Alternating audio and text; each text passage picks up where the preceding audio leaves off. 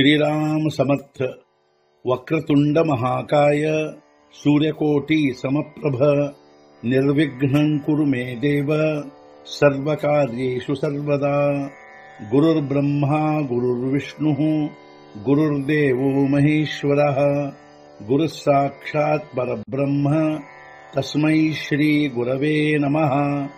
विदेहापरि चालवूनी प्रपंच मुमुक्षु जनालागी अध्यात्म चर्चा करोनी बहुलोकजे मेळवीती। नमस्कार त्या ब्रह्म चैतन्य मूर्ती।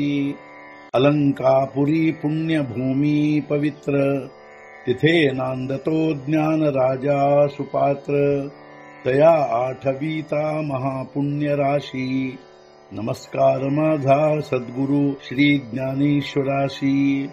सद्गुरुनाथ महाराज की जय। जय जय रघुवीर समर्थ। श्रीराम समर्थ। जय जय रामकृष्ण हरी। श्री ज्ञानेश्वरी अध्याय 1 अर्जुन विषाद योग ಸಂಪುಟ 44। ತೇಣೇ ಮಹಾಘೋಷ ಗಜರೆ ದುಮುದುಮಿತಾತಿ ಗಿರಿ ಕಂದರೆ ತವದಲಾಮಾಜಿ ರಣತುರೆ ಆಸ್ಫಾರಿಲಿ।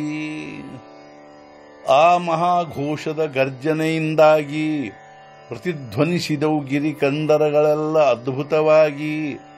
ಆಗ ಸೈನ್ಯದಲ್ಲಿ ರಣವಾದ್ಯಗಳೆಲ್ಲ ಜೋರಾಗಿ ಬಾರಿಸತೊಡಗಿದವು।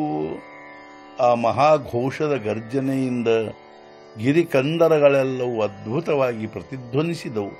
ಆಗ ಎರಡೂ ಸೈನ್ಯಗಳಲ್ಲಿ ರಣವಾದ್ಯಗಳು ಒಳ್ಳೆ ಜೋರಾಗಿ ಬಾರಿಸತೊಡಗಿದವು।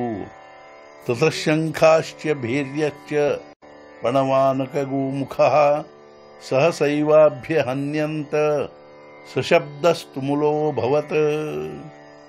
ಅನಂತರ ಶಂಖ ನಗಾರೆ ಢೋಲು ಮೃದಂಗ ಹಾಗೂ ಕರ್ಣ ಮುಂತಾದ ವಾದ್ಯಗಳೆಲ್ಲವೂ ಒಮ್ಮೆಲೆ ಬಾರಿಸಲ್ಪಟ್ಟವು। ಅವುಗಳ ಸಪ್ಪಳವು ಅತ್ಯಂತ ಭಯಂಕರವಾಯಿತು। ಉದಂಡ ಸೈಘ ವಾಜತೆ ಭಯಾನಕೆ ಖಾಖಾತೆ ಮಹಾಪ್ರಳಯೋ ಜೇಥೆ ಧಾಕಡಾಸಿ। ಅನೇಕ ಪ್ರಕಾರದ ವಾದ್ಯ ಬಾರಿಸತೊಡಗಿದವು। ಆ ವಾದ್ಯಗಳ ಸಪ್ಪಳವು ಅಂದರೆ ಧ್ವನಿಯು ಭಯಾನಕ ಹಾಗೂ ಕರ್ಕಶವಾಗಿದ್ದು ಧೈರ್ಯವಂತರಿಗೂ ಕೂಡ ಮಹಾಪ್ರಳಯ ಬಂದೇ ಬಿಟ್ಟಿತೆಂದು ಅನಿಸುತ್ತಿತ್ತು।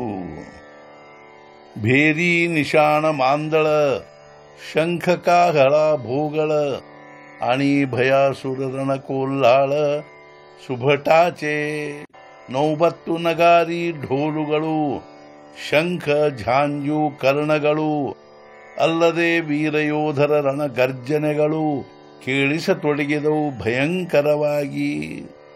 ನೌಬತ್ತು ನಗಾರಿ ಢೋಲುಗಳು ಶಂಖ ಝಾಂಜು ಹಾಗೂ ಕರ್ಣಗಳು ಅಷ್ಟೇ ಅಲ್ಲದೆ ವೀರಯೋಧರ ರಣಗರ್ಜನೆಗಳು ಭಯಂಕರವಾಗಿ ಕೇಳಿಸತೊಡಗಿದವು। ಸದ್ಗುರುನಾಥ ಮಹಾರಾಜ್ ಕಿ ಜೈ। ಜೈ ಜೈ ರಘುವೀರ ಸಮರ್ಥ। ಶ್ರೀ ಪಂಢರಿನಾಥ ಮಹಾರಾಜ್ ಕಿ ಜೈ। ಜೈ ಜೈ ರಘುವೀರ ಸಮರ್ಥ।